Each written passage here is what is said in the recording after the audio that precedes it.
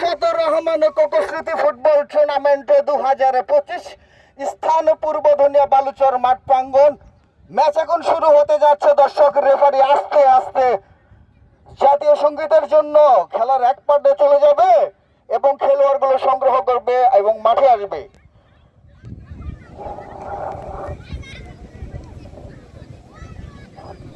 আস্তে আস্তে রেফারি লাইসম্যান নুরুন নবী স্যার, আলমগীর আলম পিন্টু এবং দুইজন লাইসম্যান চলে যাচ্ছে খেলা শুরু করার জন্য।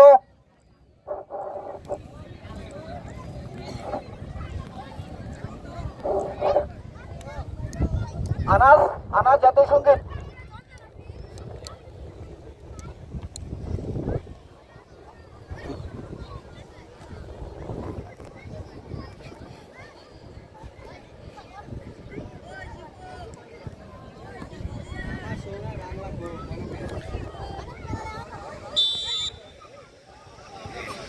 চমৎকার একটি দৃশ্য দেখতে পাচ্ছেন, দুটো দল তাদের ব্যানার নিয়ে এখন এখন এখন এখন এখন না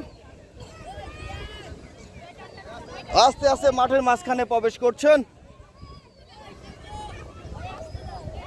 ভাই সামনে থেকে সরে যাও, ভাই সামনে থেকে সরে যাও।